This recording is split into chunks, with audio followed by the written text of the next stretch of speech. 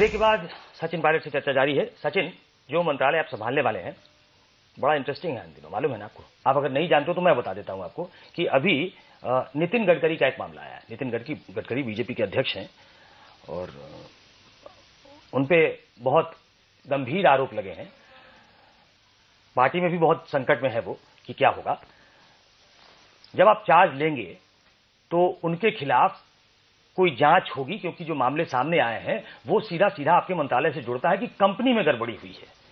तो क्या इसकी जांच होगी? जहां तक मेरी जानकारी है, उन्होंने खुद ही कहा है कि भाई इसकी जांच होनी चाहिए। उन्होंने खुद मांग रखी है इस बात की।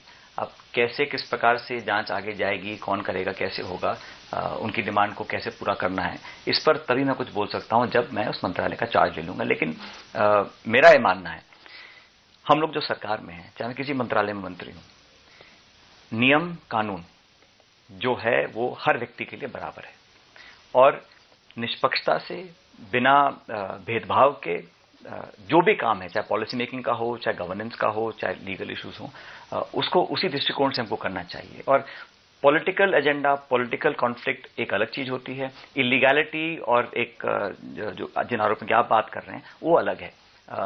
और मुझे नहीं लगता कि इस बात की कहीं कंप्लेन मेरे से आप लोगों को होगी कि इसमें कहीं पक्षपात हुआ है या भेदभाव करके इसमें काम हुआ है, नहीं हुआ है। जो लॉ ऑफ द लैंड है, जो सीधे तरीके से काम होना चाहिए, ट्रांसपेरेंट तरीके से, वो सारे काम उस मंत्रालय में हम लोग करेंगे। इस बात का मैं आपको आश्वासन देता हूं।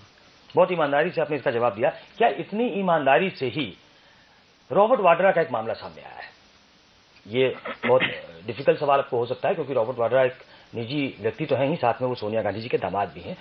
उनके ऊपर भी कुछ इलीगैलिटी के आरोप लगे हैं। उनकी कंपनी कैसे 50 लाख की थी, वो 500 करोड़ तक पहुंच गई।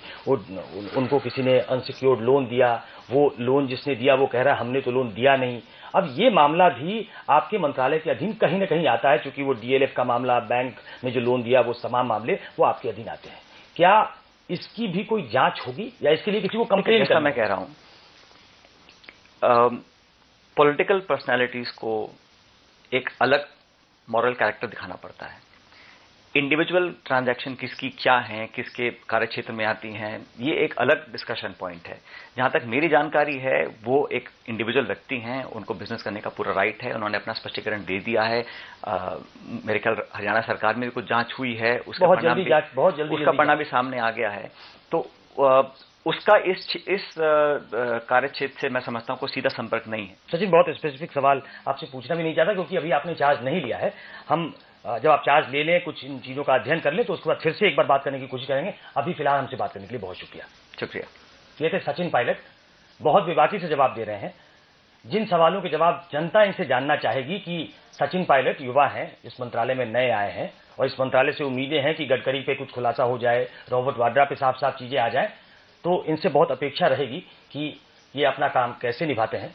इनसे फिर से बात करेंगे, जानने की कोशिश करेंगे। शुक्रिया।